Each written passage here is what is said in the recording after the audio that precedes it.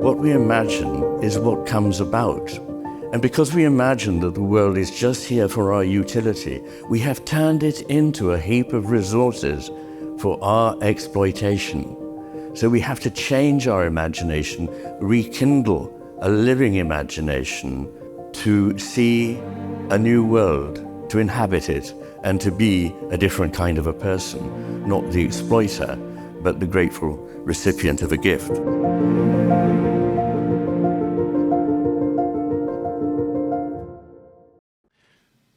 A very warm welcome to all of you here this evening for tonight's third and final set of second annual series of Sophia Lectures. Thank you all so very much for coming. You are most welcome. Our students, our alumni, our faculty and staff, friends of the college from both near and far, you are all so very welcome. I'm Stephen Blackwood, I'm the president of the college. The college is a new educational venture. It aspires to be among the great universities of all time. We currently offer one program. It's a Master's in the Humanities. You can read about it on our website. It's a kind of boot camp in Western civilization that takes people from learning Greek in Greece all the way up to the present day. We look forward to launching other programs, both graduate and undergraduate, in the coming years. All of these centered on the college's four fundamental commitments: to the pursuit of truth, fearlessly, wholeheartedly, wherever it leads; to the freedom of inquiry and freedom of thought on which that pursuit depends; to the appreciation of beauty in all of its forms; and of the fellowship or friendship, which is the community that makes those pursuits possible. It is an immense pleasure to welcome Dr. Iain McGilchrist back this evening for his third and final lecture.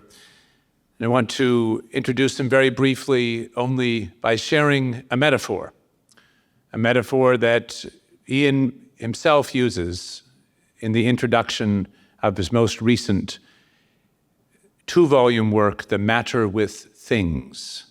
Dr. McGilchrist, as you may know, lives in the Isle of Skye, an island just off the northwest coast of Scotland, in Talisker House on Talisker Bay, one of the most ancient landscapes of the world. So it is appropriate, I think, then at least makes sense to me, having had the great pleasure of visiting Dr. McGilchrist on the Isle of Skye, that he should begin this wonderful journey of a book with a metaphor of landscape. He writes, and I'm combining a few sentences here, I hope he will forgive me, his beautiful prose.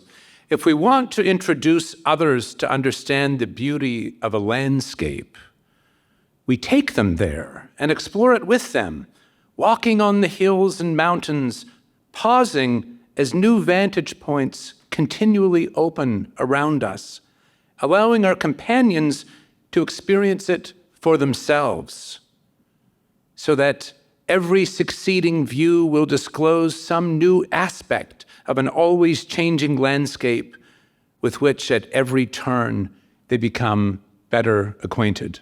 That, I suggest to you, is a beautiful metaphor of what Dr. McGilchrist's lectures have been for us these 2 days, and which I know, as this third is a kind of homecoming, they will continue tonight. Please join me in welcoming Dr. McGilchrist.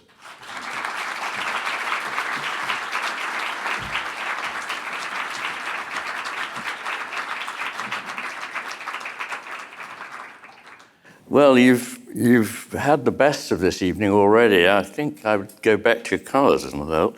So tonight I'm going to be talking about finitude and infinity.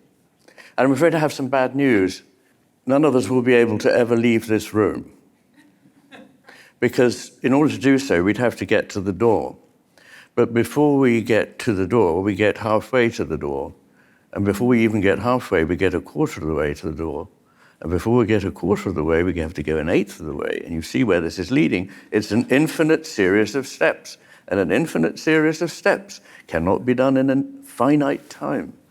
So this is where we're going today. We're going to talk about the various aspects of finitude and infinity, and it'll really just be some reflections. I don't think anybody can say the last word about infinity.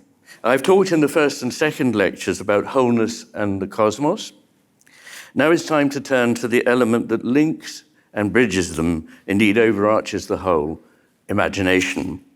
For it's only by the power of imagination that anything can exist.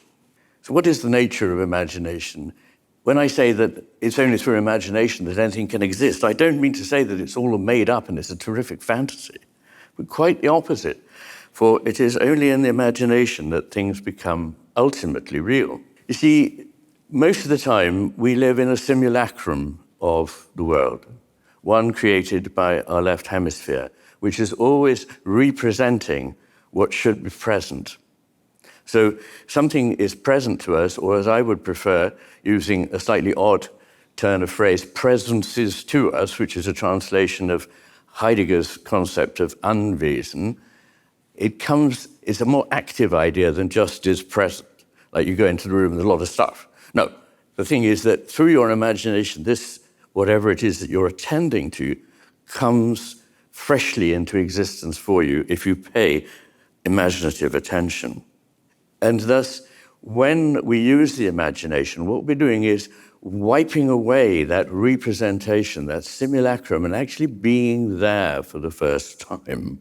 And this is a point that was made, I think, best in the whole history of discussion of the topic by Wordsworth and Coleridge.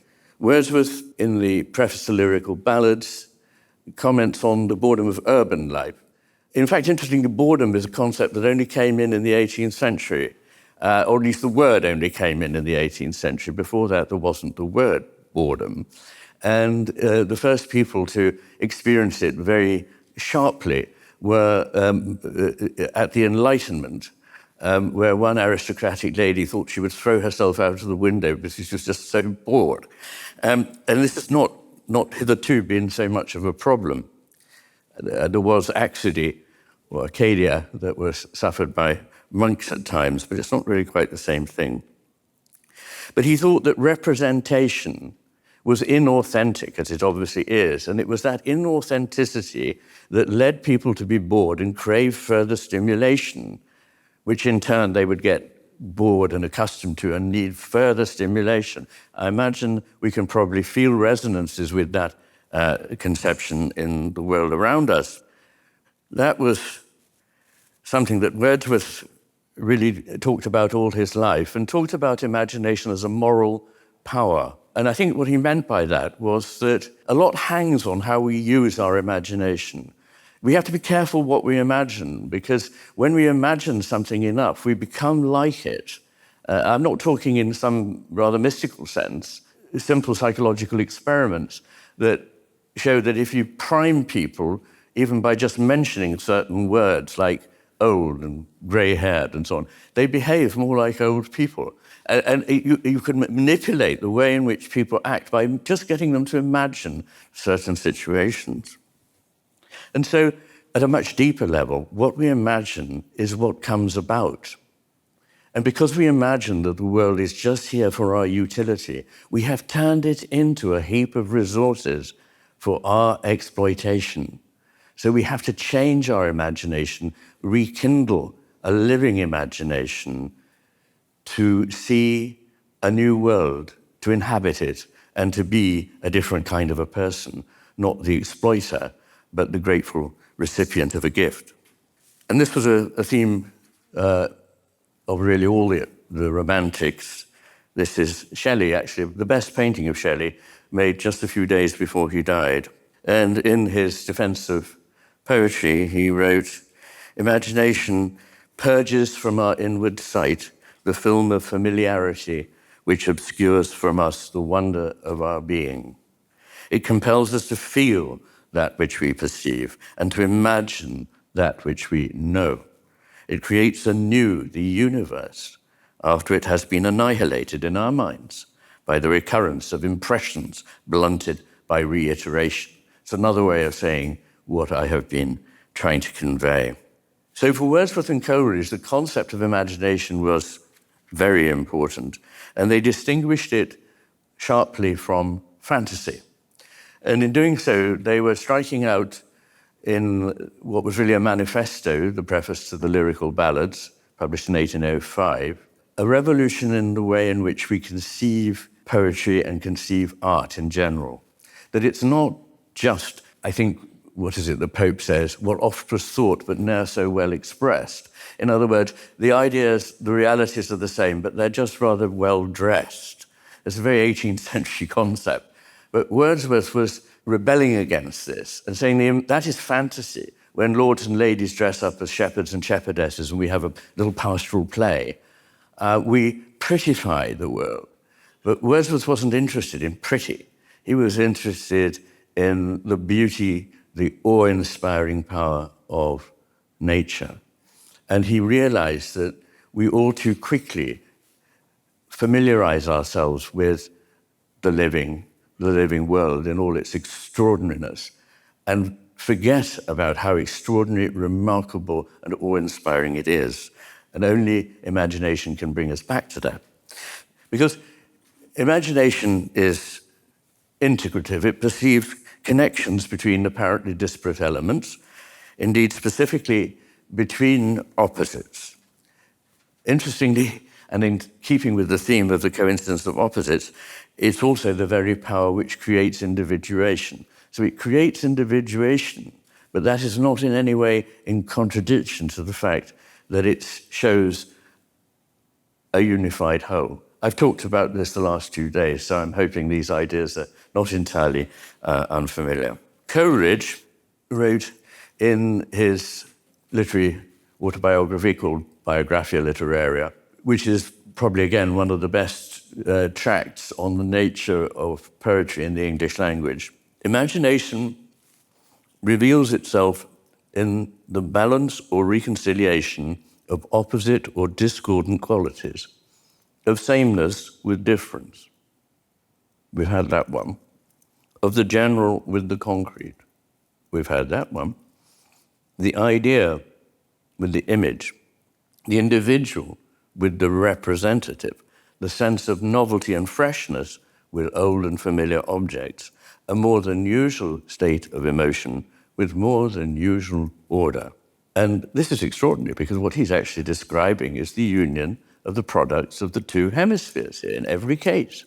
Coleridge made a distinction between two types of imagination, which I used to find as an undergraduate slightly sort of puzzling. He talked about primary and secondary imagination. And this is a thought that whatever I thought when I was 18 actually requires some unpacking. By secondary imagination, he meant what most of us probably think of as the imagination of the artist. The imagination of the poet, the novelist, the artist, the musician. But primary imagination was the tool whereby we enter into reality all the time, not just when we're encountering art. And so secondary imagination wasn't secondary in the sense of being less important, but it was secondary because primary imagination is the way in which we contact reality at all, or don't contact it and live in the world, the abstract, schematic, impoverished world of the left hemisphere's diagram of reality. And it's almost as though I were to say, there's two types of music. There's secondary music, which is what Bach and Mozart composed, but there's primary music, which is what you hear all the time if you rightly attend to the world. I mean, that's not what he was talking about, but I'm just trying to illustrate to you that there is this distinction which places imagination in the chief point of creation. And Coleridge has a lot to say about that. There are so many quotes from him on the subject that I haven't bothered to find one for you. But it is a constant theme. And imagination is not just inside our heads any more than consciousness is. We don't know where consciousness is. We think it's inside our head because the tools of consciousness that we primarily recognize are our eyes. So we imagine that we and our consciousness is sitting behind our eyes. But we have no idea where consciousness is. It might be in a force field extending from my body. In fact, Max Scheler, very important early 20th century phenomenological philosopher, argued that when we share thoughts and when we share feelings, they literally mingle in space. So they're outside of our heads.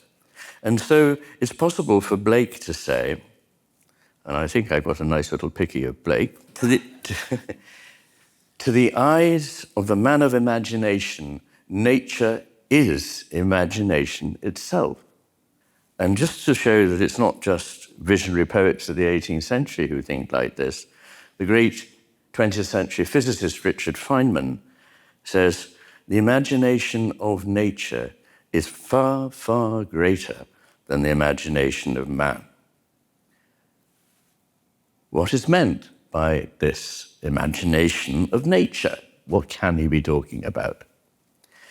Well, nature does seem to behave in a very imaginative way. It makes unforeseen and unpredictable creative choices. Even single cells do this, which has led James Shapiro, a prominent cell biologist, to claim that a single cell has intelligence. He's not probably the first person to have suggested this. Indeed, Diderot in the 18th century suggested it. But Barbara McClintock won the Nobel Prize in the 80s of the last century for work which showed that single cells could respond to a situation intelligently and rapidly, which they were no way possibly prepared for. There was nothing in their lineage, in their evolutionary history that would have prepared them for it, and nothing in their individual experience. But they were able to make the right choices as a whole, whereas we think of the cell as an extremely primitive, thanks, I'm afraid, to the efforts of so many biologists that haven't really caught up with about 100 years of philosophy, who think that, a cell or an organism is just a little mechanical device. And I think that also there is imagination in nature, and that it specifically makes us aware of something beyond our power to fathom or control. And that's terribly important. Once we think we've got it and we've sorted it and we know it all, then the world is dead. And it's the fact that we don't know everything that is far more valuable than the fact that we do know the very little that we do know. And here I would think of William James, who said, our knowledge is a drop, our ignorance is an ocean. Precisely because imagination is integrative and makes connections between apparently disparate elements, Einstein said that imagination is more important than knowledge. And if a man like Einstein was able to say that, I think we can all confidently echo his thoughts. Relativity theory and quantum physics were developed by imagination and were able to transcend the limits of the hitherto known mechanistic world. Einstein again, the mind can proceed only so far upon what it knows and can prove. There comes a point where the mind takes a leap, call it intuition or what you will, and comes out upon a higher plane of knowledge, but can never prove how it got there. All great discoveries have involved such leaps. And I show examples in my book from the Renaissance, through the 18th century, people like Euler, the great mathematician, through the 19th century, so many stories of the discoveries of mathematicians and scientists are known to have been caused not by linear thinking, but by allowing all that to drop and be still so that a new gestalt could be present to us. The gestalt, again, being the form of something that is a whole, and it cannot be reduced to parts without loss.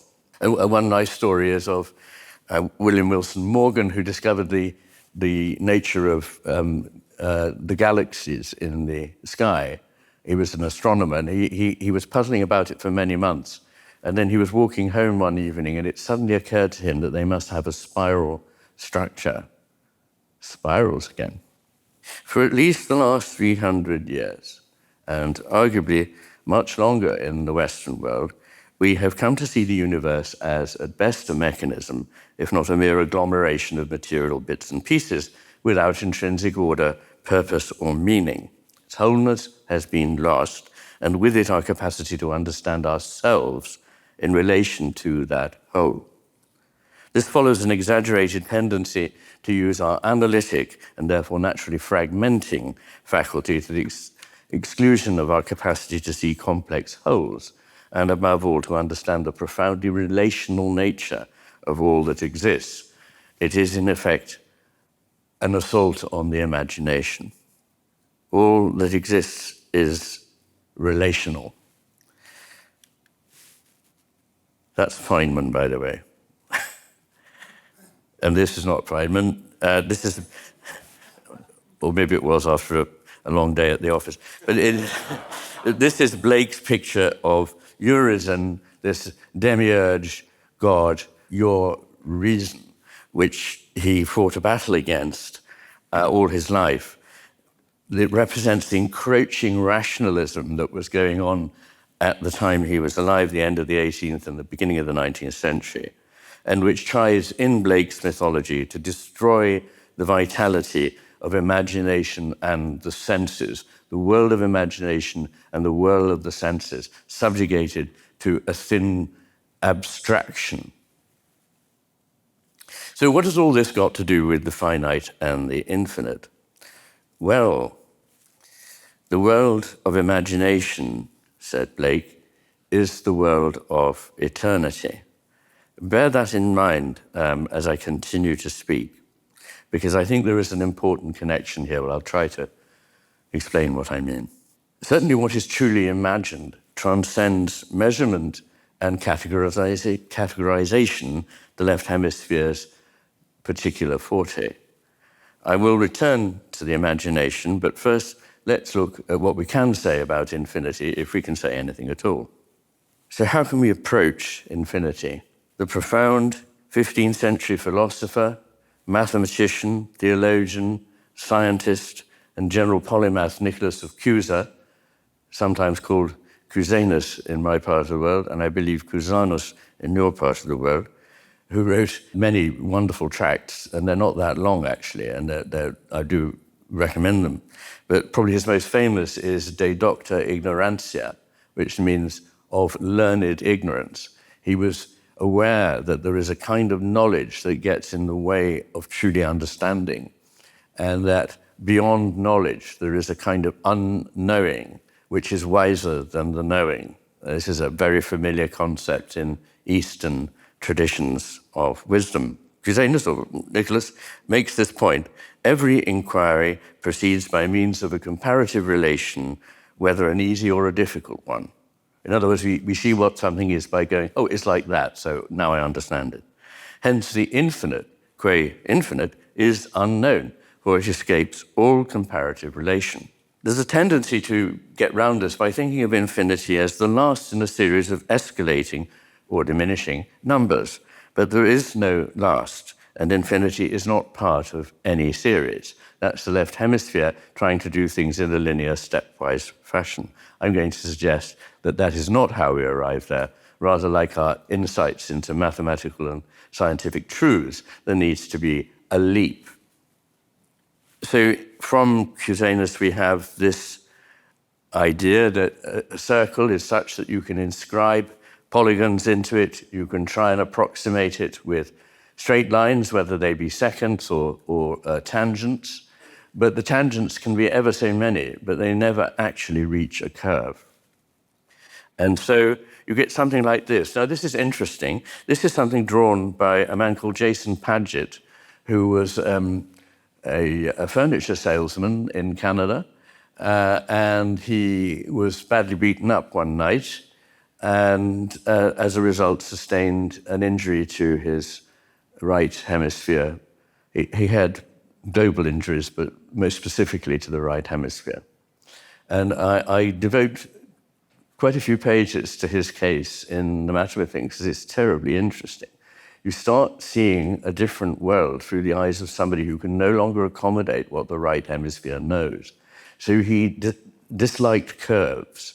He thought everything should be made of straight lines. And he actually saw them like this. So in the few days first after his injury, when he was just convalescing, in the post-traumatic period, he was making drawings. And this is a drawing of a balloon as he saw it after his injury. And the point I'm making is that you can't get from a straight line to a curve. However many of them you apply, there has to be a leap. It's somewhat like you cannot get from a point to a line without making a leap, because extension is something completely new, which is not there in the point, or the slice of time. Time is not made of slices. I will come to that in a minute. So a curved line has fundamental properties that are distinct from a straight one. And this is a polygon you saw in the previous one, with as many sides as you like. It never actually becomes a circle, though it approaches it asymptotically. A mechanized doll may be as lifelike as you can make it, and some have been made for us by kind people in Silicon Valley, but it will never actually live. The process in each case, the process that doesn't work, involves putting things together. This is the fundamental modus operandi of the left hemisphere, but it's not how anything actually comes into being. Leibniz, who invented integral calculus to deal with the problem of areas under a curve by endless approximation of rectangles, said that we cannot step across the gap from finite, measurable spaces to the whole infinite space. To get across would require a leap. How slippery, he warned, are our thoughts on infinity. I discovered the truth of that in the last couple of days while trying to put the finishing touches to this talk. In order for asymptotes to meet, in order to move from the finite to the infinite, a leap is called for. And as he put it, we cannot leap over by the unaided intellect. This corresponds to Galileo's explanation that the infinite cannot be reached by a successive progression of steps, but only at a single stroke. Galileo's key perception was that the supposed endpoint of the sequence cannot be just a special element of the sequence itself, and similarly that an infinite number is not a special case of the finite numbers. Great mathematician David Hilbert of the last century was to say of infinity, instead of the old principle, natura non facit saltus, nature does not make jumps. We might even assert the opposite, viz., nature makes jumps. Now, this leap can be made by imagination alone, not by analytic reason. Infinity cannot be reached by continuing adding another number to the series or prolonging length or time indefinitely. An idea that's difficult for many people to grasp is that a line prolonged to a length of billions and billions of light years is no nearer infinity at the end of the process than it was when it was 1,000th of a millimeter long. To understand infinity, we have to make a leap. You can't get there by continuous movement from here. I would suggest that this leap is from the incremental, computational, Newtonian, left hemisphere compliant universe to an intuitive, non-incremental, non-computational, Planckian, right hemisphere adapted universe. And I think this leap becomes necessary, therefore, not because of some disjunction in reality, but because of an incompatibility between the truths that our two hemispheres hold. Bergson himself puts his finger on it when he contrasts the roundness of intuition with the rectilinear nature of logic. He says of the logician, having in fact left the curve of his thought to follow straight along a tangent, he has become exterior to himself. He returns to himself when he gets back to intuition. Now, I want to suggest that there are different types of infinity, and I want to contrast a sort of finished and uncreative kind of infinity with an infinity that is processual and creative. You may have come across the idea put about by some physicists that talk about taking desperate measures, but because it's so difficult to understand how the universe is so perfectly fine-tuned to enable life to exist, there must actually be an infinite number of universes, and we just happen to be in the one that has the right tuning for life. And therefore, of course, we find that we are in a universe that is, as it were, purpose for life. But these multiverses are really part of an anything goes philosophy. Because in an infinite number of universes, everything is as true as anything else. This time coming alarmingly from scientists who should know better, because this cuts the floor from under science. If everything is as true as everything else somewhere, then there is really no point in practicing science because it has no truths. It's a sort of get-out-of-jail-free card, but one that also enables nothing that you say ever to have any purchase on reality. And this is a null kind of infinity, a dead vision of the cosmos. On multiverses, the astrophysicist Marco Bersalinelli writes, nothing really happens in a world where everything always goes on infinitely often. We need a concept of infinity in which genuine novelty can happen. So a perfect infinity, if you can imagine such a thing, is everything already, and therefore it has no particularity and no drive to create, as everything already exists. Compare this with a stream or flow that is eternal and which is in the process of eternally unfolding an infinite potential into unending and truly new particularity.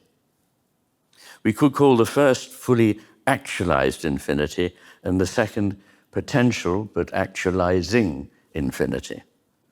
It's notable that the first aspires to be outside of time, while the second is within an eternal flow. I can't entirely explain the full import of that distinction because it is the theme of a large part of my book, The Matter with Things, but it is, and I hope you can intuitively see that it is a massive distinction. Creativity is not just going to the cupboard of already preconceived ideas that are just in potential and dusting one off and setting it upright in the living room. It is genuinely creative and entirely original. Thus, when Wagner wrote his Ring Cycle, there wasn't a ring cycle hovering in the universe in potential waiting for him to come along and discover it. He actually did something that was a contribution to whatever exists in the entirety in the cosmos, in other words. Imagination, properly understood, is the faculty by which we nurture reality into being, not the faculty whereby we simply unfold an already existing reality. And note that we, therefore, play a part in creation, according to this view.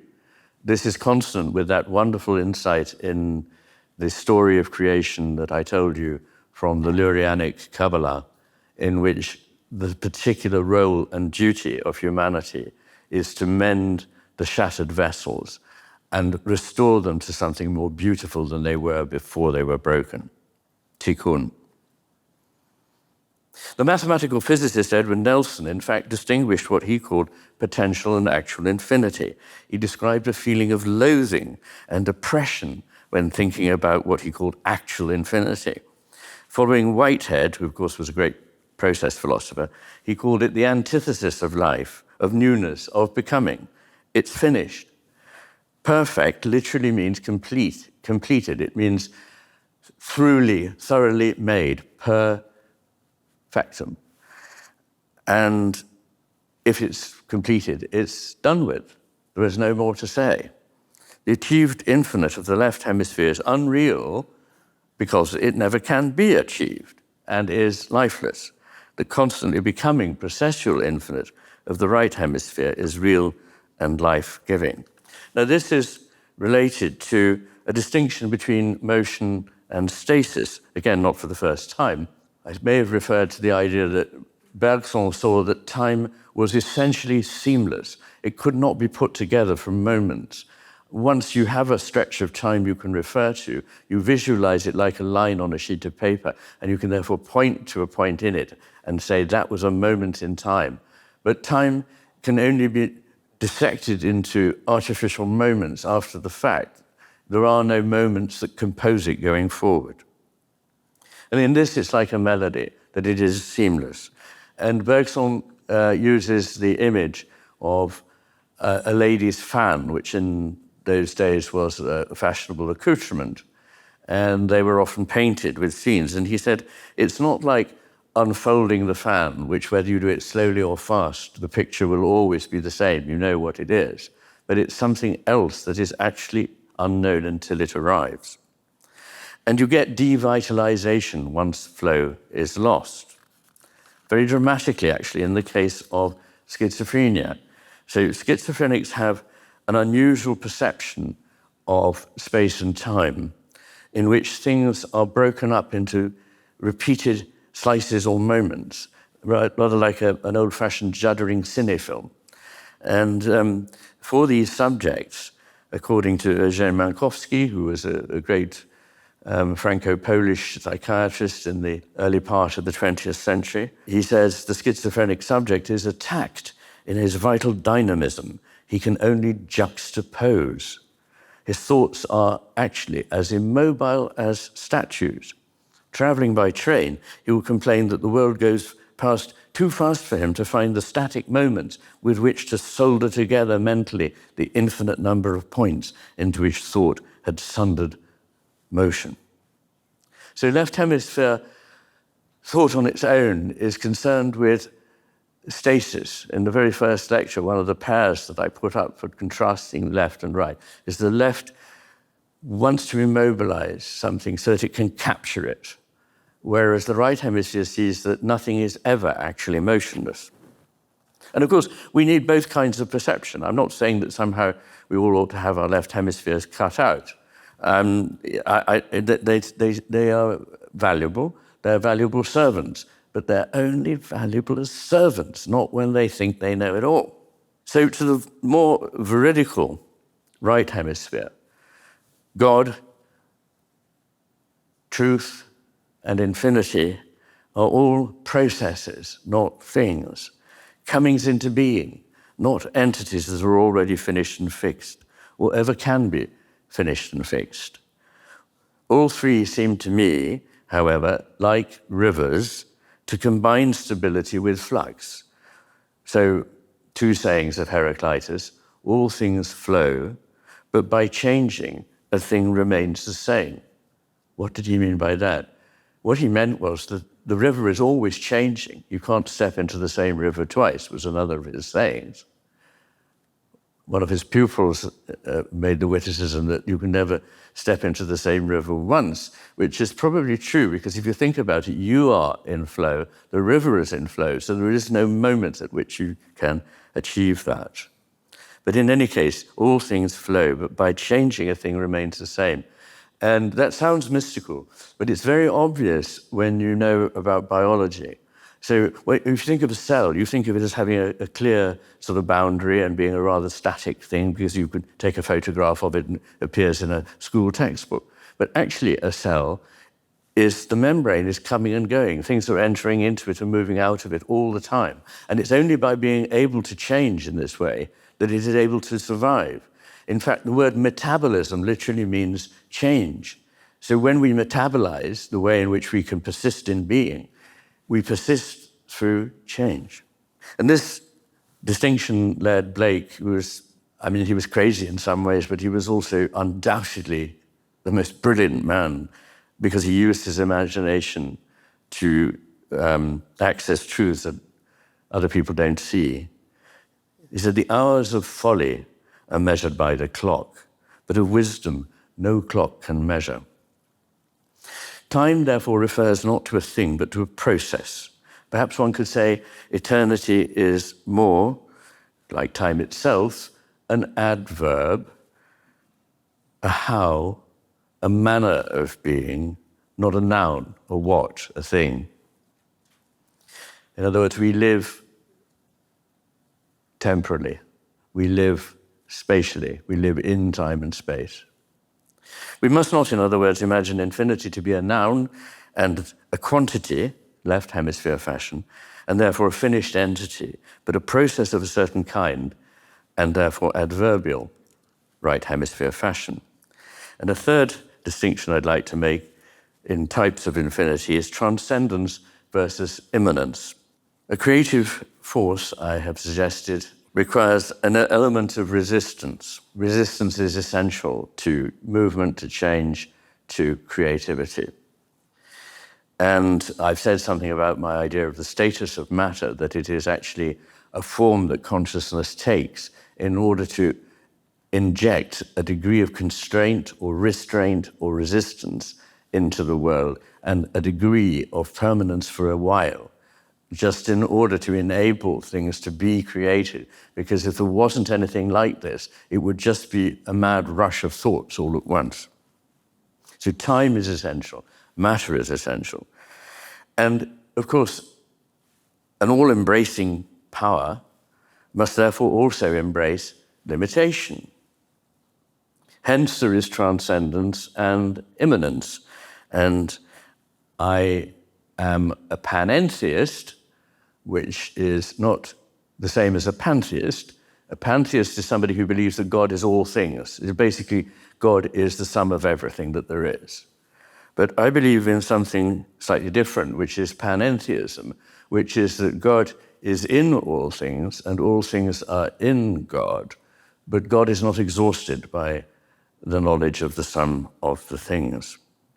And this is also, this idea of transcendence and immanence is, of course, behind the whole story of Christianity, that God is transcendent, but in the person of Jesus Christ became immanent in time and space, in the flesh, in a certain place, at a certain time. Jordan Peterson refers to a commentary on the Torah. Imagine a being who is omniscient, omnipresent, and omnipotent. What does such a being lack? The answer? Limitation. And he continues, if you're already everything, everywhere, always, there's nowhere to go and nothing to be. Everything that could be already is, and everything that could happen already has. And it is for this reason, so the story goes, that God created man. No limitation, no story. No story, no being. Those last words were from Jordan. And this relates to something that came up in the questions, I think yesterday, about the nature of evil and good, and that one can embrace the other, but the other can't embrace the one. We can probably assume from what we've been thinking that imagining infinity to be an amount is going to lead us astray. Because we agree it's not achieved by increments, but it's not a size either. And infinity is also not going to contain everything, just because it's infinite. The series of all whole numbers is clearly infinite, but so is the series of even numbers, which doesn't contain the infinite number of odd numbers that are in the series of whole numbers. Yet the series are the same size. The series of whole numbers and the series of even numbers can be demonstrated to be the same size. So this idea of a size and a measurability is going to get us nowhere when looking at infinity. Once you get to infinity, measurement basically ceases to operate. Now, the paradox with which I began was one of Zeno's, the author of some very fine paradoxes, which have puzzled philosophers for a couple of thousand years. And probably the most famous is Achilles and the tortoise, which is quite similar to the division or the dichotomy, which was the one I began with. And in the story of Achilles and the tortoise, you know that Achilles was famous for being swift of foot. And the tortoise challenges him to a race. And Achilles, being a good-natured sort of guy, goes, well, okay, if that's what you want. And he, also being a generous kind of guy, gives the tortoise a head start. And Zeno argues that Achilles can not overtake the tortoise, but can never actually catch up with the tortoise. Because first of all, he's got to go to where the tortoise starts. But by then, the tortoise has moved on. So now he's got to go to the place where the tortoise is now. But by the time he gets there, it's moved on. And you see where this is going. But you see, the interesting thing is that you're being invited to think that there is a true infinity being signaled here. But it's not an extent. It's just a modality. Because if you actually sum a half and a quarter and an eighth and a 16th and so on. They don't come to infinity, they come to one. So retrospection on a situation allows you to invent this spurious fragmentation. Notice that in order to make this work, you have to talk about a completed thing, that in retrospect he got there, and then there's something else and something else. You're working backwards, as it were. And then the same thing with going to the door. The door is there, but we're working backwards in time and working backwards in space. And these ways of thinking are misleading, and they're typical of the hemisphere that represents, that has a theory about how things should be that it could illustrate, but its illustration is misleading. It's not an accurate representation. And it involves, obviously, fragmentation. That's the obvious thing about it. And fragmentation and retrospection and representation are the typical modes of the left hemisphere. And in The Matter with Things, there's a chapter 16, on logical paradox, in which I take about 30 paradoxes that have commonly puzzled mathematicians and philosophers. And I'm not saying I solve them all, of course, but I'm suggesting that they can be profitably thought of by seeing the different ways in which the right and left hemisphere would see a situation.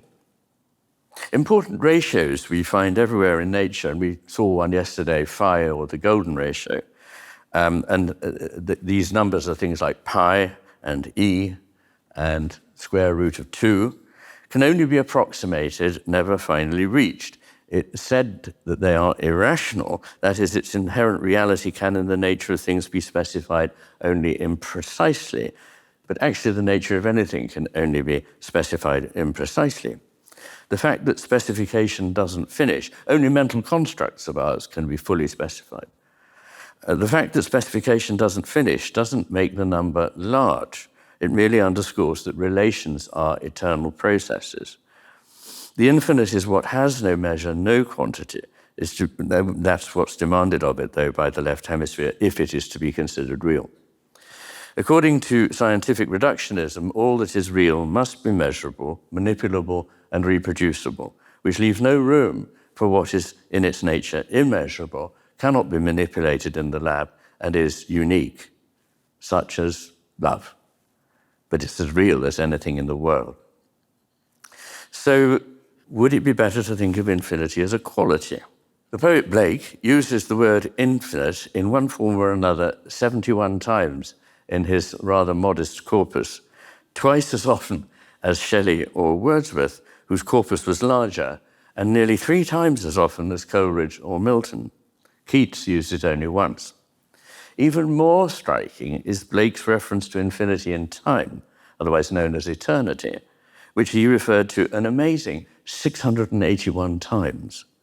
Even Shelley only used the term a measly 122 times in all his gesturing towards the absolute, and none of the other romantic poets, nor Milton, gets near him by about a factor of 10. My own take on eternity is dependent on an insight of Blake's, who famously wrote of holding infinity in the palm of your hand and eternity in an hour. For him, eternity was clearly not a number that you reached by adding serially, unit by unit, left hemisphere fashion, but required a leap to a different understanding of reality altogether. We've heard that already from physicists, but that leap is as much qualitative as quantitative, which is why infinity can fit in the palm of your hand and eternity in an hour. Borges remarked that everything happens for the first time, but in a way that is eternal, expresses, I believe, a similar idea. Eternity is not a thing or amount or measure, but a quality, a way of being, and everything that is present has or can have this eternal quality. I certainly have had important experiences in my life of which it's not appropriate to think that they're anything other than eternal. Once one's out of them, one thinks, well, that maybe doesn't sound right. How do I know that? But at the time in them, you sort of know with a deep conviction that this is eternal. Blake saw the divine and the holy in every part of creation. His saying, all living things are holy, applies in fact to everything that exists, because according to him, to the imagination, all that is lives. Properly seen, all is subspecie eternitatis. So, for instance, he was capable of writing about London in marvelous words which evoke a sort of horror of the dark, cold city at night. Infinite London's awful spires, awful meaning, of course, awe-inspiring, as it did at that time. Infinite London's awful spires cast a dread cold even on rational things beneath, and from the palace walls around St. James's chill and heavy, even to the city gate. Or another line, along the infinite shores of Thames to golden Verulam. The idea that the Thames, as it flows to St. Albans, about 26 miles away north, that it has infinite shores is a wonderful idea, which clearly is not intended to mean the kind of thing that we imagine we mean by infinity, which is just very, very large. I hope it's not stretching things too far, but I think this is sort of parallel with the idea of the wave and the particle. That the wave is eternal in the sense that it cannot be pinned down in time and space. But when the wave function collapses into the particle state, it has a place in space and time, although both cannot be specified at the same moment, but nevertheless. So this is the process as where potential, which is infinite, becomes actual, which is finite.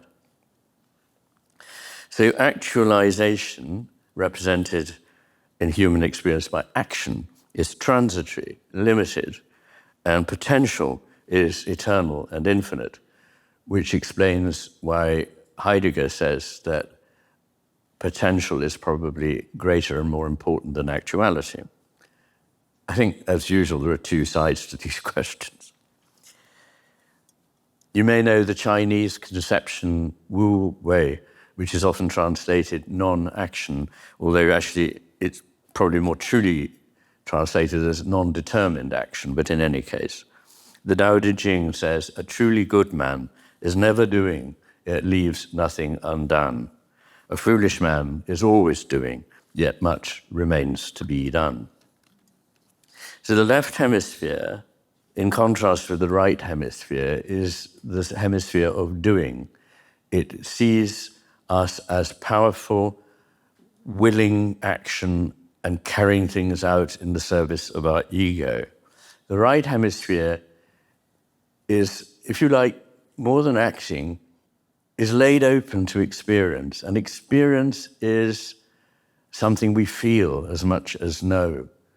And it comes to us in shades of sorrow, because experience involves suffering. And even in Buddhism, an important idea is how to accept suffering and transcend it. I think in all religions this is an important idea. The cross represents a transcending of suffering too.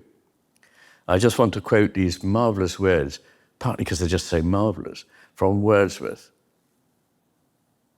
Action is transitory. A step, a blow, the motion of a muscle, this way or that. 'Tis done, and in the after vacancy we wonder at ourselves like men betrayed. Suffering is permanent, obscure, and dark, and shares the nature of infinity. I now want to talk about the relationship between awe, love, and infinity. So awe and love partake of the infinite. When we are awestruck by something, the important point is we have no idea of the full extent of what it is we're seeing. This is why mountains that lose their tops in clouds are more impressive than ones that you can see the whole of. And this, of course, is behind the movement of the sublime at the end of the 18th century, the beginning of the 19th century in Romanticism. And love is similarly not confined by measure and has the feel of infinity about it. One of the extraordinary things that's about love is that although in a way it has been experienced countless billions of times since the beginning of probably not just humanity, but of mammalian life, maybe even bird life, I don't know. Nonetheless, whenever it happens, it seems entirely new and entirely unique. And it is. So it manages to do that sort of infinite splits between something that is encompassable in the idea that this is something continuous with other people's experience, but is also quite unique. And awe and love are sublime. This was behind my insistence that when we admire a great mountain, or when we recognize our humility before the greatness of the divine, this is not a self-abasement. It is, in fact, more properly seen, something that exalts us to union with the object that we're contemplating. So we feel the greatness of what we're contemplating, but at the same time, we feel the falling short from that is our own existence. So I'm just going to read this very well-known poem by Blake. I make no apologies for it because it's just so good. It's a poem that references symmetry and asymmetry, which I talked about yesterday. Tiger, tiger, burning bright in the forests of the night, what immortal hand or eye could frame thy fearful symmetry? In what distant deeps or skies burnt the fire of thine eyes? On what wings dare he aspire? What the hand dare seize the fire? And what shoulder and what art could twist the sinews of thy heart? And when thy heart began to beat, what dread hand and what dread feet? What the hammer, what the chain? In what furnace was thy brain? What the anvil, what dread grasp dare its deadly terrors clasp? When the stars threw down their spears and watered heaven with their tears, did he smile his work to see? Did he who made the lamb make thee? Tiger, tiger, burning bright in the forests of the night, what immortal hand or eye dare frame thy fearful symmetry? It is in awe that we find the sense of something transcendent, and therefore, as Blake would say, infinite and eternal. In awe of the tiger, in the awe of the hand, the eye, the shoulder, the hammer, the anvil, the furnace in which it found its being. Thus he says, the roaring of lions, the howling of wolves, the raging of the stormy sea, and the destructive sword are portions of eternity too great for the eye of man. Thinking more about beauty, Emily Dickinson wrote, the definition of beauty is that definition is none. This ineffability signals not just that it's beyond language, though it does, but beyond limitation, as poets have often attempted to convey. So, famous line of Keats, a thing of beauty is a joy forever. From Marianne Moore, beauty is everlasting, and dust is for a time. And then again from Dickinson, estranged from beauty, none can be, for beauty is infinity. And we all see these things when we love, the contrast between the infinite and the finite that interpenetrate one another emotionally. So, forgive me, I'm going to read a little bit of a poem by Browning called Two in the Campagna. It's a quite long poem, otherwise I would read all of it, but we haven't got time for that. But I'll just read the ending of it. He's strolling through the Campagna, which is the countryside around Rome, which is actually extraordinary to visit because it's just littered with temples and columns falling about in the fields. And he's in love, and he's trying to experience fully what it is that he wants to say and to be for his loved one. I could adopt your will, see with your eyes, and set my heart beating by yours, and drink my fill at your soul's springs, your part, my part in life, for good and ill. Now, I yearn upward, touch you close, then stand away. I kiss your cheek, catch your soul's warmth. I pluck the rose and love it more than tongue can speak. Then the good minute goes. Already, how am I so far out of that minute? Must I go still like this thistle ball, no bar, onward, wherever light winds blow, fixed by no friendly star? Just when I seemed about to learn, where is the thread now? Off again, the old trick. Only I discern infinite passion and the pain of finite hearts that yearn. I now want to suggest that, in fact, imagination can reconcile eternity and time, infinity and space.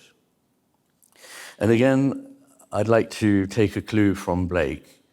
There are two somewhat contrasting or counterpointing lines that are great in Blake.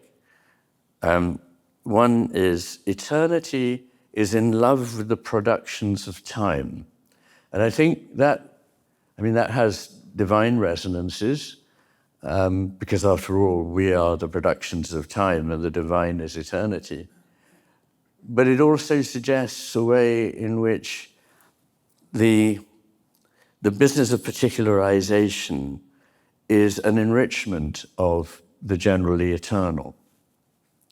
And the other saying, which almost reflects backwards in the opposite direction, is the ruins of time build mansions in eternity.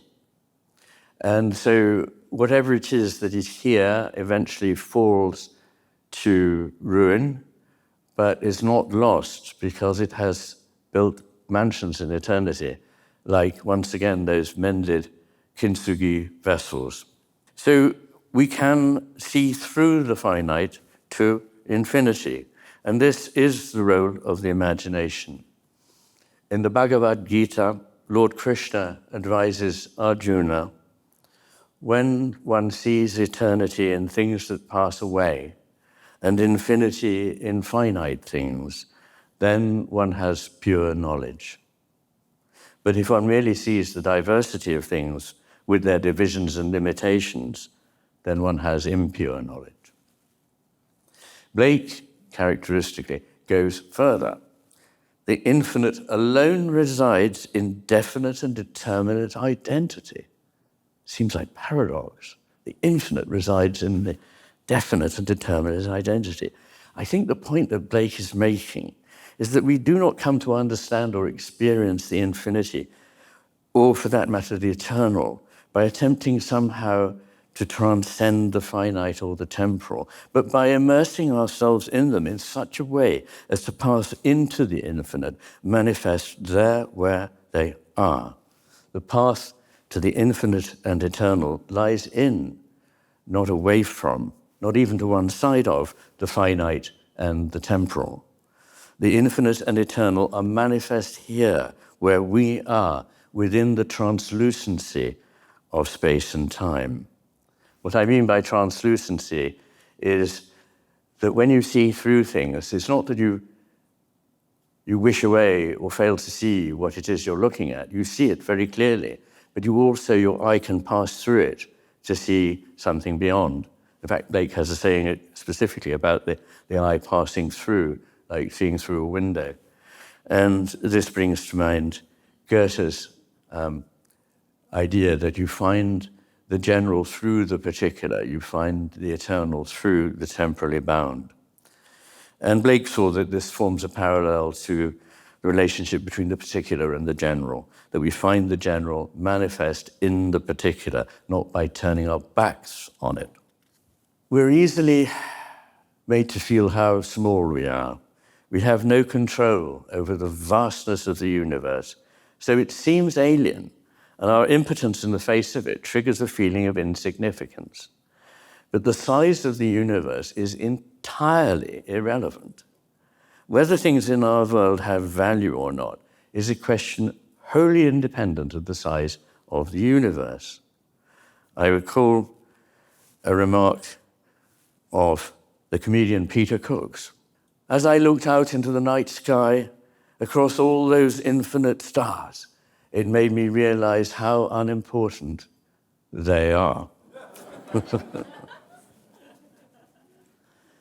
This is Professor Sir John Polkinghorne, great physicist and theologian, who points out that, in fact, we would need about 13 billion years, and we would need a vast universe in order to have a planet like this that can sustain life. So the size of it is not a rebuke. The size of it is the necessary condition for it happening at all. So in conclusion, who are we? We're so small. Is it us against the universe? I don't think so.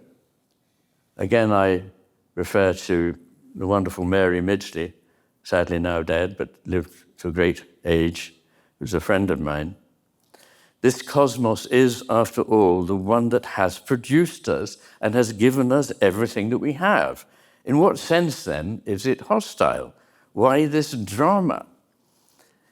It's itself a myth, this drama, I believe, generated by the Cartesian view of mind over against the world, the view that Schelling's philosophy, which I haven't had time to talk about, but much recommend to you, transcended. Scale says nothing about significance or insignificance.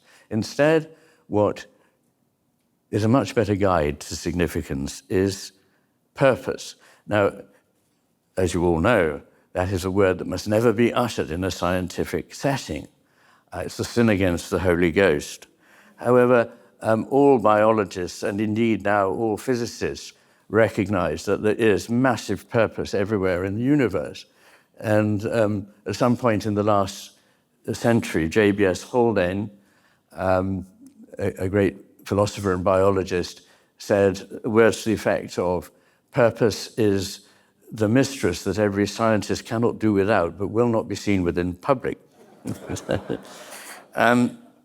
But just to give you some thoughts about purpose, Lee Smolin, a great physicist, has written very well on the subject of time and its absolutely irreducible and essential nature and its necessary existence. To get to a universe that could involve planets at all, to do that would need 10 to the 229 universes. And so the chances 1 in, or less than 1 in 10 to the 229, that there should be a universe with planets. But that's just to get to planets. And then you've got to get to life. Now, the catch-22 of all time is that for life to get going, certain minimal levels of accurate transcription must be achieved, known as the eigenthreshold.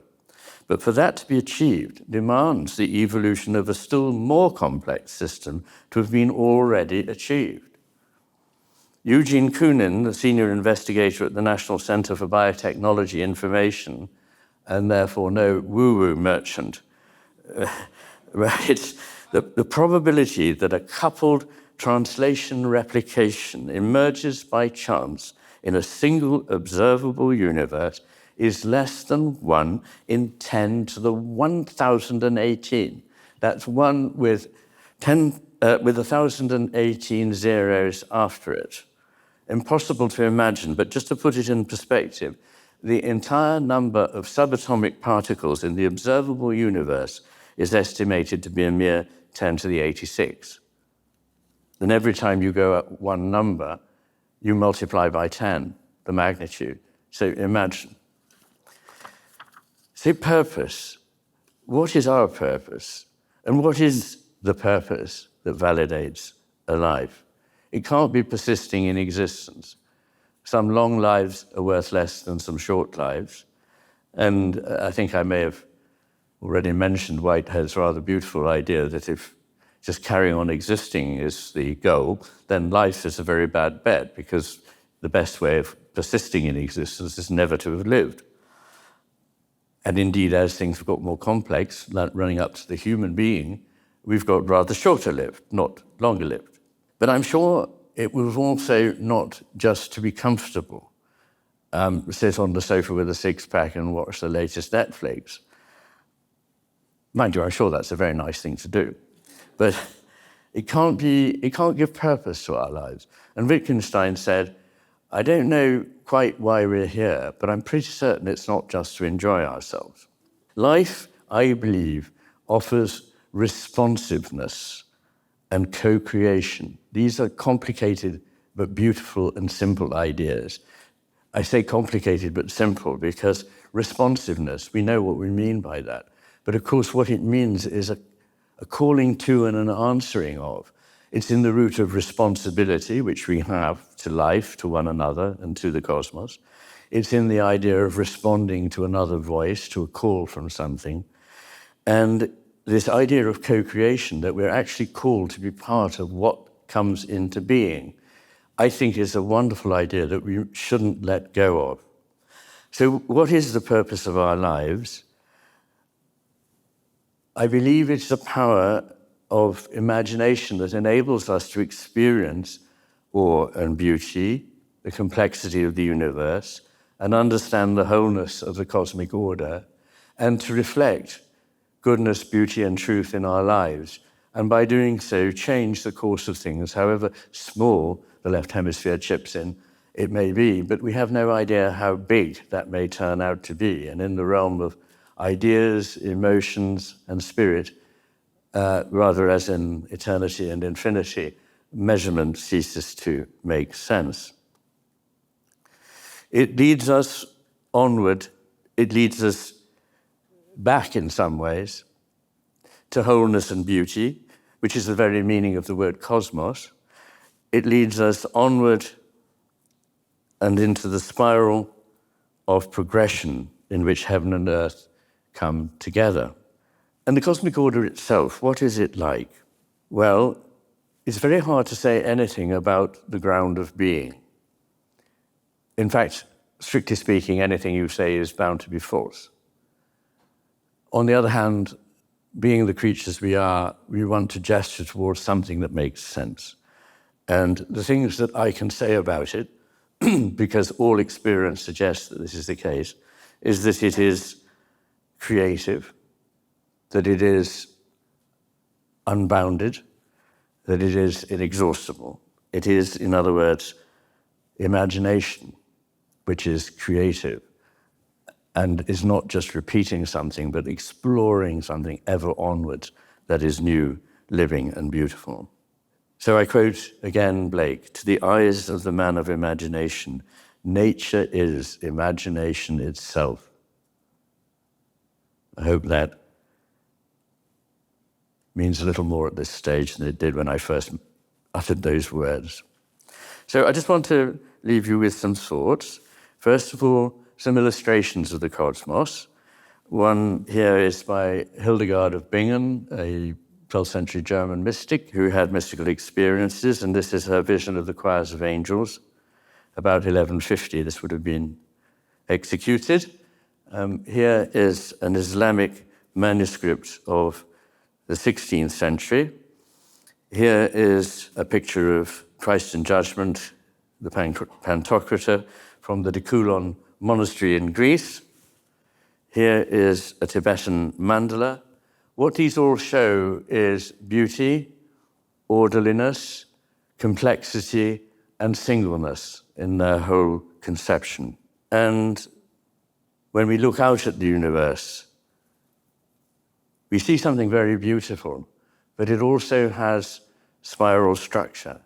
This is at the heart of everything.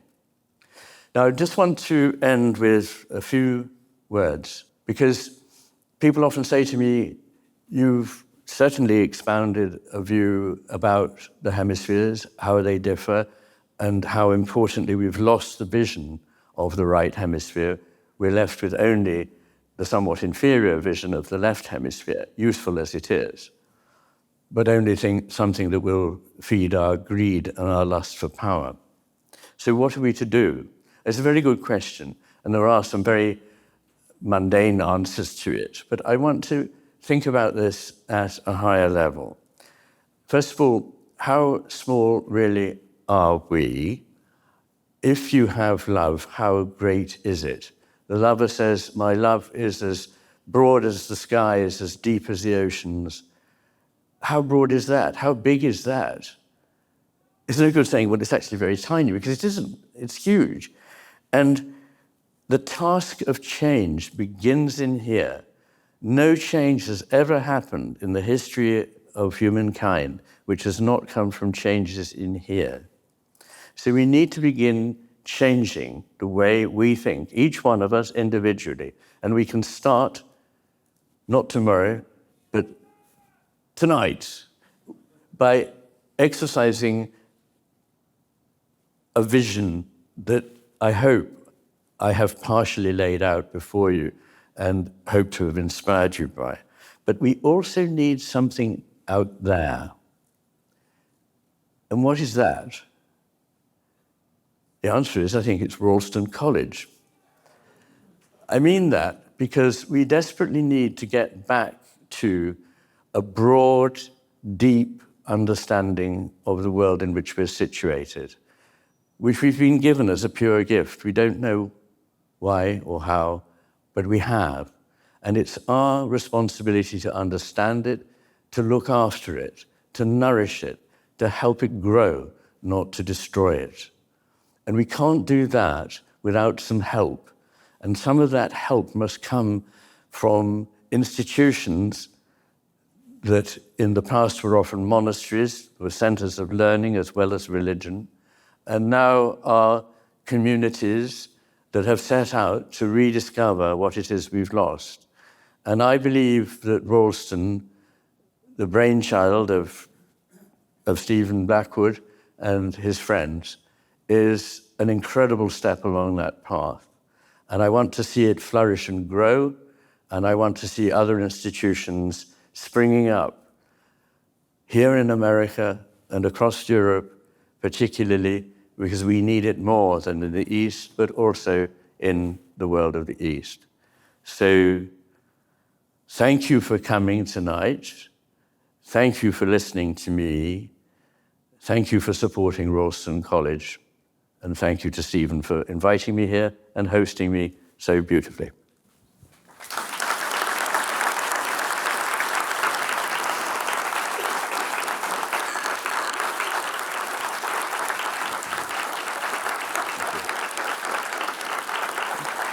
Oh.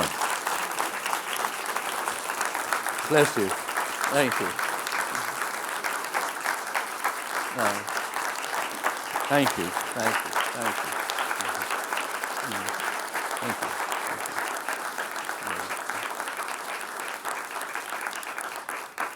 For a horrible moment, I thought you were all leaving, but...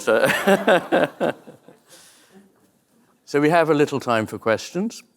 Thank you very much, Iain. What a beautiful and, again, challenging, contemplative, deep lecture. Thank you very, very much. We do have some time for questions. First off, thank you so much for coming and for sharing. It's almost a fear of mine that anything else said detracts from what you brought to us. So with that, I just kind of want your opinion on something. Can infinity truly exist? If there are an infinite number of realities, one of those realities not only has the ability to, but has already carried out the destruction of all reality. Yet here we are. Our existence, therefore, mandates a universal law. In order for absolute infinity to truly exist, it must encompass a self-imposed limitation to not self-destruct. An infinity that is governed by the rule of self-preservation suggests a universe that is both self-aware and self-loving. This conscious infinity lovingly intertwines itself with finiteness. Limitation to infinity now serves not as a barrier, but instead as the very condition from which existence can exist at all. Infinity requires boundary. Love is that boundary. Beautiful. Thank you. I can't add anything to that that would mar it, but I think it was very well said. I have a grandson who's 15, and the narrative that he hears is about every galaxy has a trillion stars, and there are trillions of galaxies, and there's no place for anything but just feeling clobbered. And I was talking to him about this, and I, using my intuition and love rather than my scientific understanding, I just said, it isn't exactly true. There are other ways of seeing these distances and these numbers. And he thanked me, but I want to thank you for corroborating these understandings in me so I could say that. No question, really. Thank you very much. Thank you. What are your thoughts on heaven and hell specifically as images that are particularly of importance in the West? People think of the Christian heaven as being something of infinite contentment, if not also pleasure and joy, certainly a lack of suffering, and hell as an infinite lack of God. And I'm particularly struck by something that we all read as Ralston students, or at least have in the first 2 years, is Dante's comedy. And I personally find what is most interesting is the movement that Dante and Virgil make through the Inferno and into paradise. The idea of staying in any singular chapter of any of that comedy for the rest of my life, even if it's paradise, doesn't really entice me. So I'm curious if you could speak about what the images of heaven and hell as infinite qualities in our society, how that affects our psyche in the West. I mean, my main problem is ignorance, as so often. There's just so much that's important that we can't know. And I don't know any more than anyone else what really heaven and hell are. I'm inclined to think of them as places the psyche can reside in, whether in this life or after. I don't believe in a punishing deity. I think there's a lot of problems with the idea. One of the wisest sort of sources on this kind of thing for me is C.S. Lewis, and you possibly know his book, The Great Divorce. And the lovely thing about that is that in hell, there is a bus that leaves every day for heaven, and it's free, and you can get on it. And it's only people's pride that stops them getting on the bus. And that speaks to me. And I think people can create a hell unwillingly. Obviously, they're seeking for something that they think will be valuable, but may actually be something that imprisons and destroys. And so, no, I don't know the answer. Loved it. Found myself more and more in accord with your ideas as you spoke over the last 3 days. The thing I liked the most was you framed creativity requiring resistance rather than limitation. I like that phrasing a lot better. And I was wondering what kind of resistance that you receive to your ideas, whether in the form of like things that inspire you or critics. Well, I think one of the things that's kept me going is knowing that what I was doing was extremely difficult and was going to take a long time. The sort of things that really ought to have daunted me didn't. Instead, they made me think, no, I've got to see this through. So I sort of embraced the resistance that was offered and saw it as something that was just necessary to traverse. It's a journey across the landscape, as I wrote at the beginning of the book and in a foreword to the reader that Stephen was quoting. So there's that kind of resistance. I also actually find writing itself unbelievably difficult. And most people say, that's extraordinary, because it reads so effortlessly. And I say, yes, but that's because I put an enormous amount of effort into it and sweated blood over it, particularly over the chapter on divinity on the sense of the sacred. I mean, my philosophical friends unanimously begged me not to include it because I would destroy my credibility as a philosopher. So there's a lot of interesting philosophy in this, but you include that. But I have a perverse streak, whenever people say, you really mustn't do that, I do it. I climb the chapel tower. And so there we are. I mean, that's really all I can say. I mean, I have encountered some opposition, but really, it doesn't bother me in the slightest because I know that the people who largely voice off have not read what I've written. They've got an idea of it. Why would they spend time, and it would take them a long time, getting to grips with what I've really said and the work I've really put in if they know in advance that it's all wrong? And they seem to know in advance that it is all wrong. Hi, thank you for your talk. Do you think that Western culture's adoption of communication technologies like the alphabet, codex, printing press, all the way to the internet and smartphones, has had a causative effect on us becoming left brain dominated? And if so, is there a way of using these that is more right brain aware? In the Master and His Emissary, I talk a bit about the evolution of language in the West and the way in which, rather uniquely, we read from left to right. And initially in Greece, we wrote from right to left. And then there was a period where there was something called boustrophodon, as the ox plows, in which you went to the end of a line, turned around and came back, and so on. But I think it does have an influence. I wrote about the difference between ideograms and the alphabet. The fact that Hebrew, for example, has no, am I right in saying has no vowels? You have to know those. They're not written, I believe. It changes the nature of the language. So you have to, in some sense, take it from context. And you have to take Eastern languages, again, very much from context, because an ideogram can mean many things. Mind you, there are lots of words in English that mean many things. I think the word jack has 37 meanings in the Oxford English Dictionary. But obviously it does have an effect on our way of thinking, and I can't imagine that we would at this stage change the alphabet, or I wouldn't welcome that in any case. I think we can transcend it.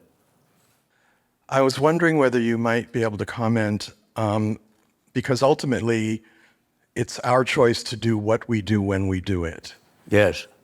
About the difference between the Greek concept of chronos and kairos. Yes. As one being the physical time of the universe, but the other being the subjective time that determines when we choose to do something. Yes, yes. Well, I think that what that points up is that people have at all times intuited that there are different ways of viewing time, of understanding it. And because we are we swim in time, we cannot be other than in the middle of time. So we cannot know it from the outside, but we have to try and work out what it is from the inside, rather like a goldfish having to work out what water is, but it is rather important. And I suppose that the idea of time as simply a mechanical succession of instants is the problem. And the idea of a proper time, which I think is in Kairos, isn't it? That is something that we have lost. It's the business of, if there's one thing that I haven't mentioned that I think we've lost, it's the notion of what is proper to what. We now have lost that entirely, so we think anything can go with anything at any time and so on. Whereas in the past, people thought it was not proper to behave in certain ways in, say, a church or whatever it is. And I think that that's an important loss. But I also think, of course, that the most important writer on this is Bergson, with his distinction between temps and durée, durée having the extension that temps doesn't have. And thank you for the question. I'm interested in the concept of humility in the right brain and the left brain. On the surface of it, it seems the left brain would be the more humble because it's much more focused on et cetera. But I think it's a function of the right brain, humility is important in the understanding of the universe, however we do so. And I'd like you to comment on that. Yes, thank you. Well, you may know that there's a phenomenon in psychology called the Dunning-Kruger effect, which basically says that the less you know, the more you think you know, because you don't know what it is you don't know. And obviously, there's an inverse Dunning-Kruger effect, that the more you know, the more you learn, the more you realize how little you know. So I think the right hemisphere sees a great deal more and also is aware of things that are higher than it. It's prepared to sit with the idea that something is not fully resolved, not fully clarified, not fully knowable, whereas the left hemisphere is impatient to know it, pin it down, categorize it, make it familiar, and have got it. And, it's getting it in that way that is the difference, because the right hemisphere is feeling its way towards understanding and going deeper into things. So one thing we haven't had time to talk about is values. And the left hemisphere really only has one set of values, which are those to do with power and utility. And there are others that are higher in the pyramid of values described by Max Scheler, who I mentioned earlier. And those of you who know either of the books, The Master or The Matter, will have come across his pyramid of values, because I include it there. But going on above that, there are values of daily life like magnanimity, nobility, generosity, faithfulness. Then there are beauty, goodness, and truth, and finally there's the sacred. Now, the right hemisphere is able to see what is meant by those, but you can tell from very left hemispherically orientated people who become highly reductionist that they have no sense of what the holy, the beautiful, the good, or the true are. They think these are things we just made up in order to justify power, you see, because power is the only value it really recognizes and knows. And in our society, rather sadly, now people only want to have their work called powerful. They don't want it to be called beautiful or truthful. So I think we need to focus on changing those values. I didn't have time to do that. If I'd had 20 lectures, I could have. I want to quickly ask a question of my own, Iain. We do, above all, try to cultivate what we call, let's call it epistemic humility at Ralston College as the cardinal virtue, matched with the courage to explore. And I would like to ask how you have cultivated those virtues in your own life, in your gain of knowledge over time. How have you both had the courage to pursue while also perhaps being guarded against the pride that, especially perhaps for those who are intellectually gifted, we can have in our own knowledge? Well, I feel like saying, he's not the Messiah, he's a very naughty boy. I'm not sure how epistemically humble I can be said to be.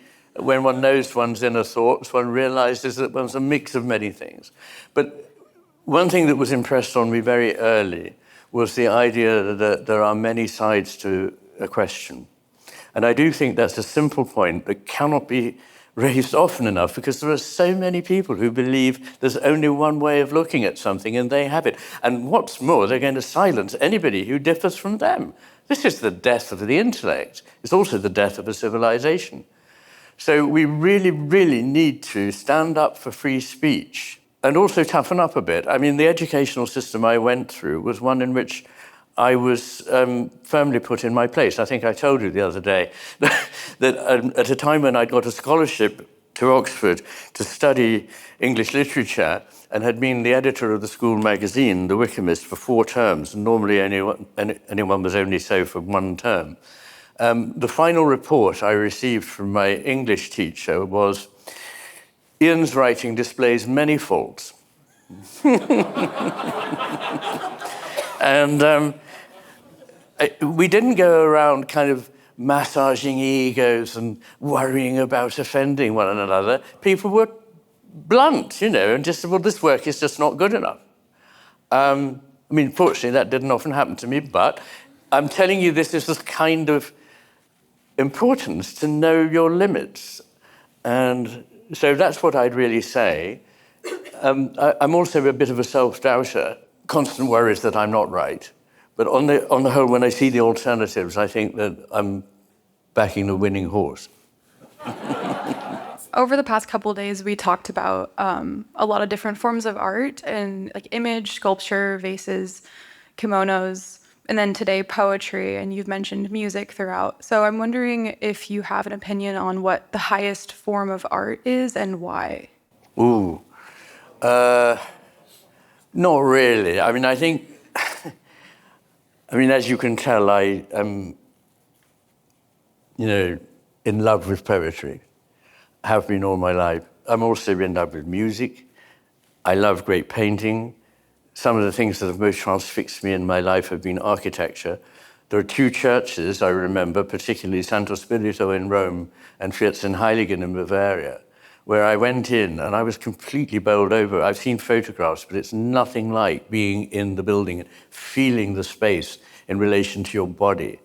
And I tried to leave each of those buildings 2 or 3 times and then had to keep going back. So all of the arts speak to me enormously, but I think if there's one crowning art, I'd probably have to say music, because it is such an image of all that really matters in the universe, which is why, of course, people had the idea of the music of the heavenly spheres and the idea that there was a harmony in the world, the words of Kepler's great work. So I think probably it's music, but it's almost like a pointless, I don't want to have to prefer one to another.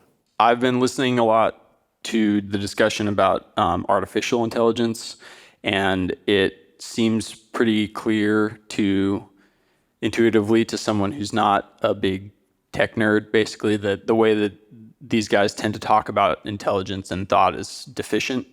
And I really appreciated to that end your conceptualization of making the leap in terms of that discussion. And so my question to you is, how do you see the progression of that technology, artificial intelligence? Where do you think that's leading, and how dramatically will your ideas about intelligence be vindicated by the progress of that technology? If you want to know more about what I think about this, I gave the opening address to the World Summit on AI in Amsterdam in November 2022, and it's since been published in something called First Things, I believe.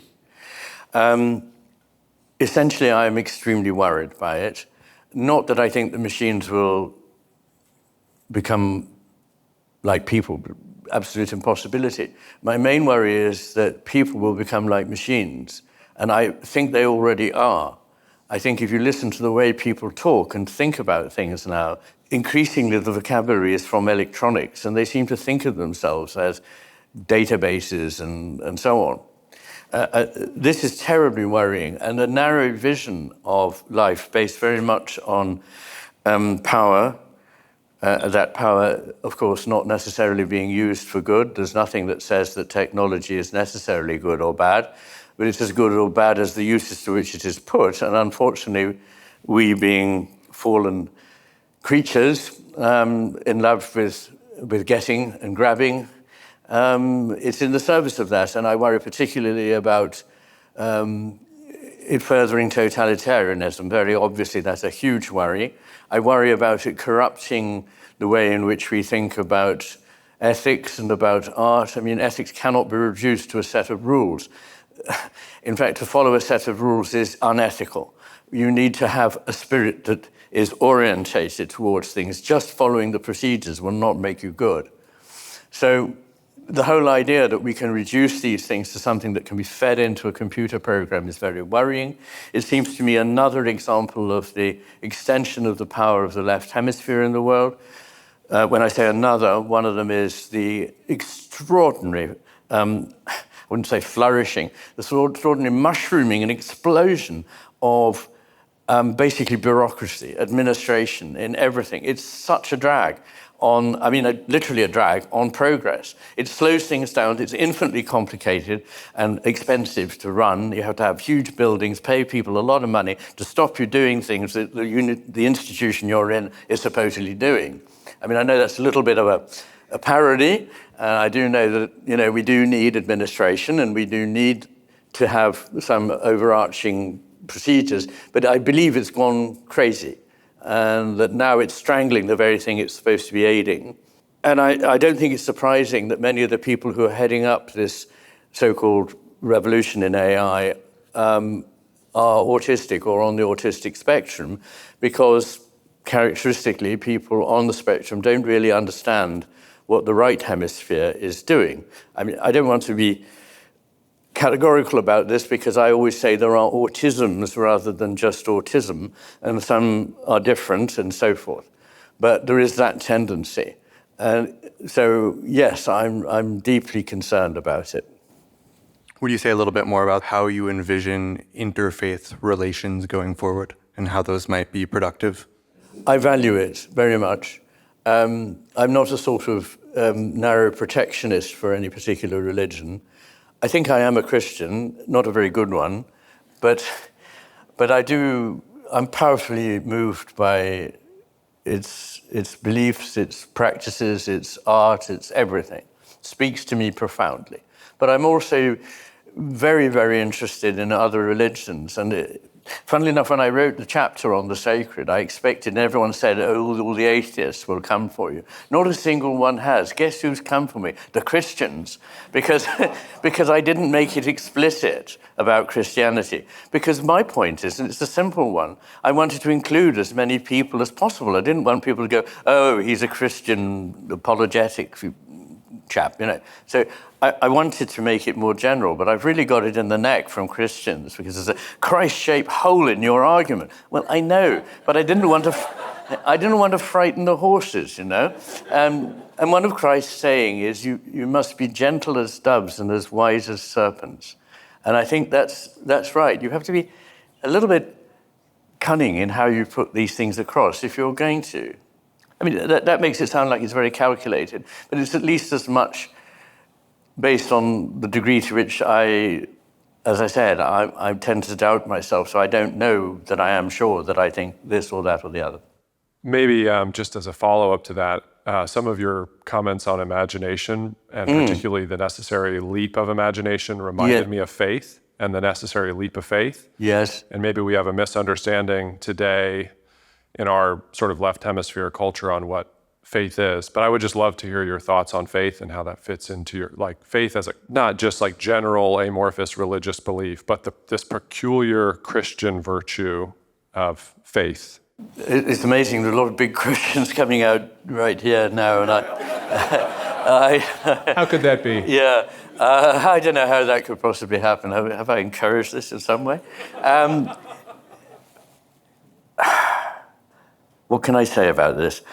I think the important thing about faith is that it cannot be certain, because if it was certain, it wouldn't be faith. And it would just be a conviction that certain thing has to be the way it is. But it's also not an unknowing. It's very much a knowing of something, experiencing of something that calls to you. And so I say in the book somewhere that to understand these things, you need to make a leap of faith. But this leap is not a leap in the dark. It is more like a hand outstretched as you ford a stream and you're on the stepping stones and somebody is holding out a hand and you are going to that hand. And that is my experience of it. That's really all I can say in a short time. But I do think, the point about faith is its fidelity. It's from fides. It's the idea of fidelity to an idea, loyalty to a value, loyalty to the sacred. That's what faith is. It's not a matter of thinking. It's a matter of disposing your being in a faithful way, in fidelity to the important virtues. And to come back to Ralston, this is what I think Ralston represents. I think it's what it encourages. I think it's what it asks of people, not blind certainties, but to feel their way into, through language, through literature, to a point of view that in education now we are neglecting, to our great peril, because it is what comes through that kind of education that will make the difference between whether this civilization crashes or continues to thrive. I'm curious how we can broaden the conversation on human nature when so many in the sciences are assured that the mind is computational and they will not see it another way. Should we insist to them that virtue, love, and imagination are not things you can see through neuroimaging? Or should we ignore them and do our own thing? I think probably the latter. One thing that both experience of life and experience as a psychiatrist have taught me is that you cannot help everybody. There are people you can't help with the best will in the world because they don't really want to be helped. They don't want to hear what you've got to say. So you shouldn't count it as a problem. You just go, well, that's a pity, can't help those people. It's okay. One of the problems with scientists is that some of them are philosophically sophisticated, but not many.